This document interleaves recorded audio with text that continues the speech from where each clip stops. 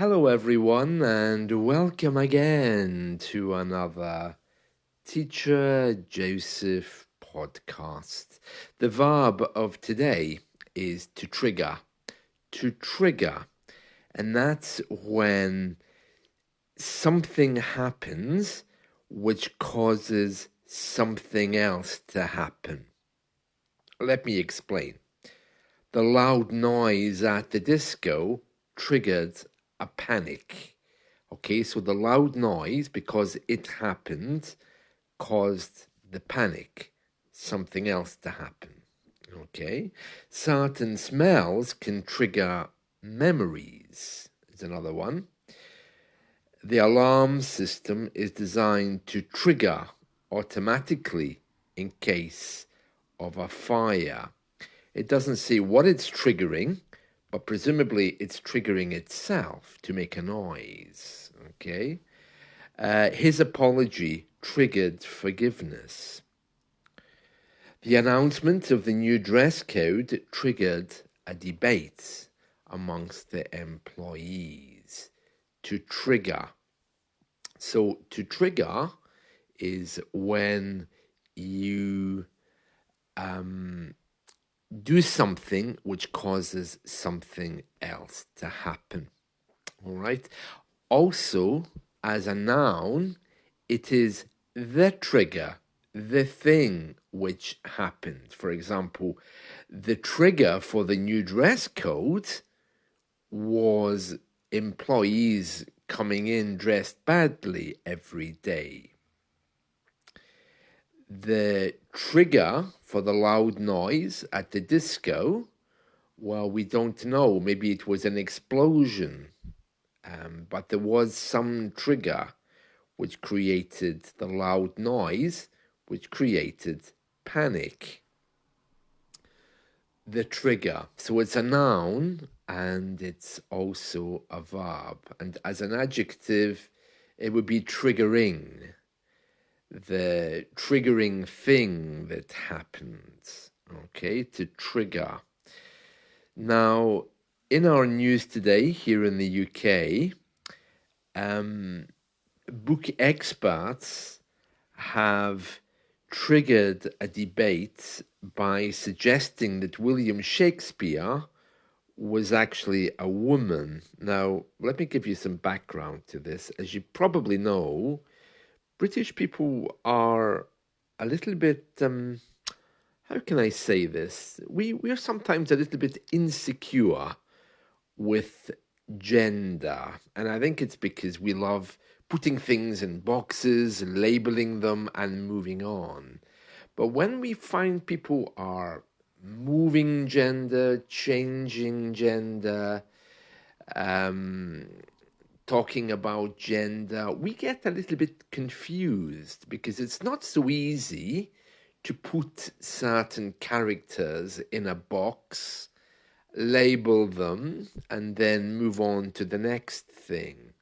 And I think in this case, that's what happened. So experts have triggered a debate by suggesting William Shakespeare was actually a woman. The London Library, now I don't know where that is, the London Library. I'm not sure what they're referring to there. I don't think it's our National Reference Library. It says the London Library is hosting a panel discussion on whether the world's most famous playwright, Shakespeare, was actually a woman. And this has been triggered or sparked. That's another word for trigger, okay, to spark, especially in the passive voice. This has been sparked by Elizabeth Winkler's new book, which is called Shakespeare Was a Woman and Other Heresies, which explores who may perhaps have been hiding behind his name. And the idea is that there's a woman using a male name. That wouldn't be the first time, especially with authors, but unlikely.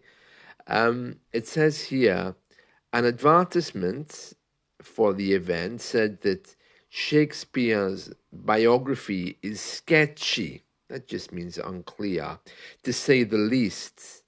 But to question his identity, especially his gender, is usually a big no-no.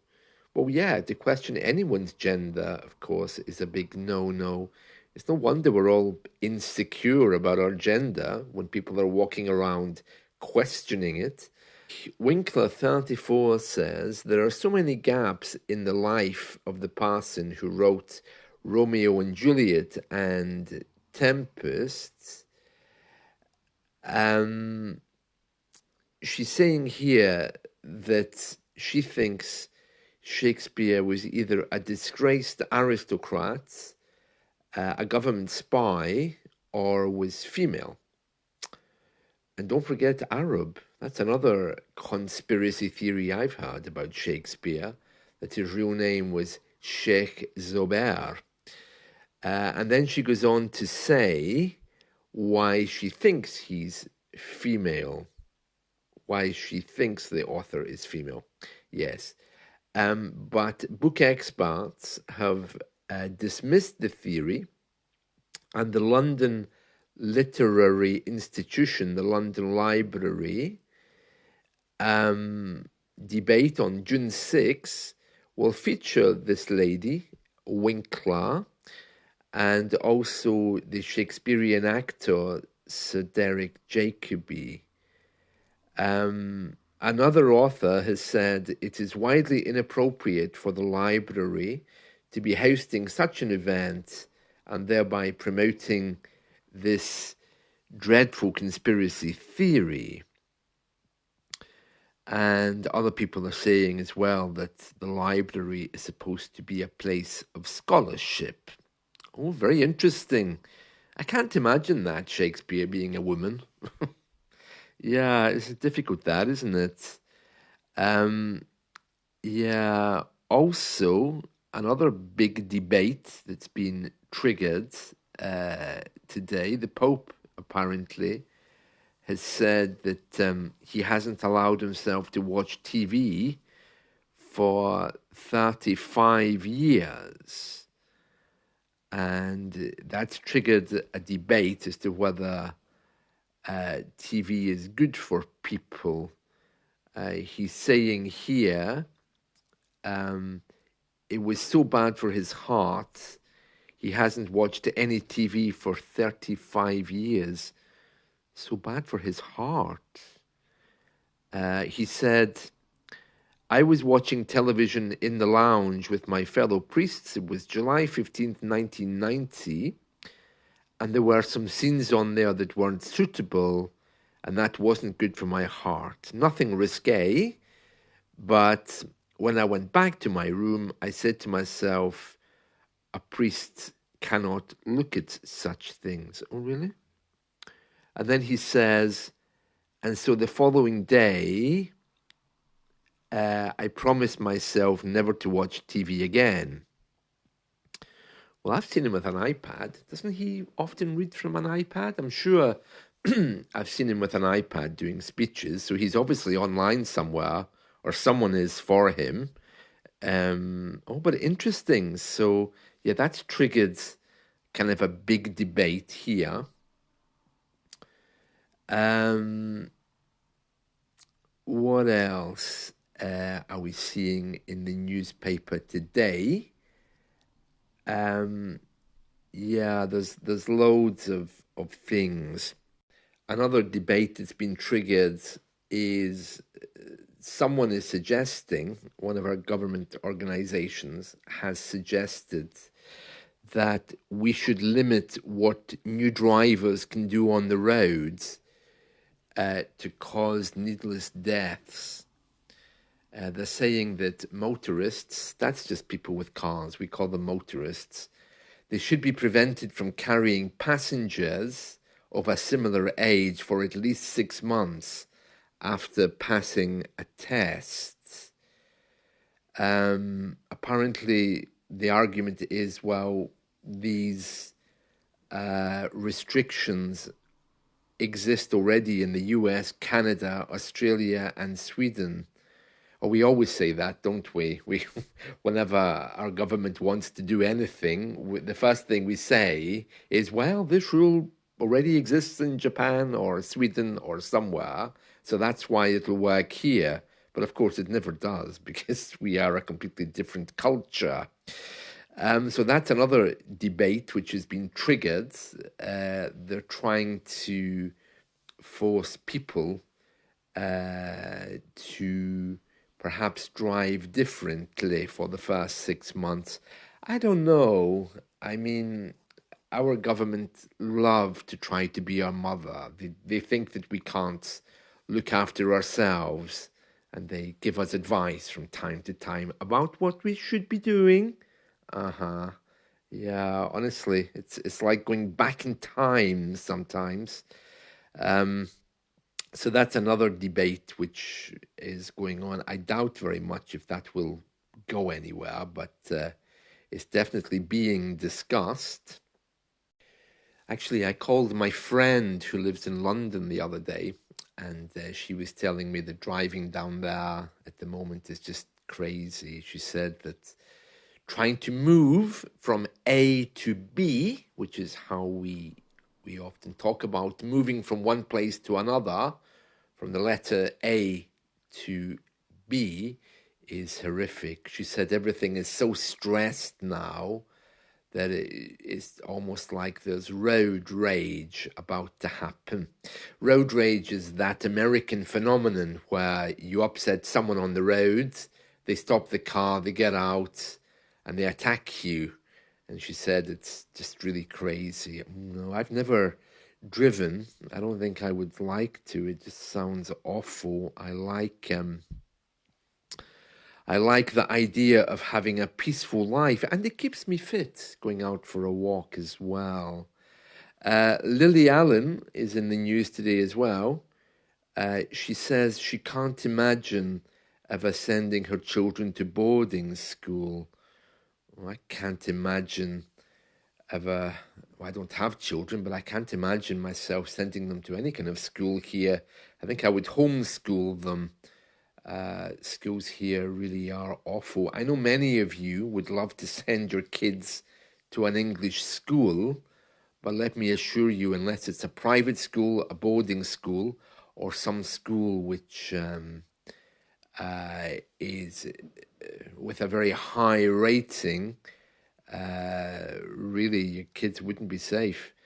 She says her own experiences in a boarding school left a real mark.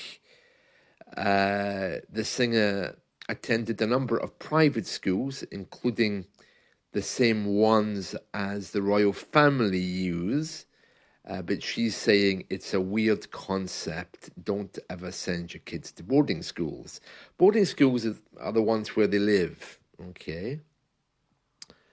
And she said that she really hated it. Yeah, I have to say, amongst all my friends, we always relive our experiences of school, and it really wasn't pleasant. It was horrible. And from what I can hear, they haven't changed much. I think it's because our education system needs an overhaul. It needs to be looked at and brought up to date. And when you come from a country with such a tradition of education behind it, it's just impossible to change it.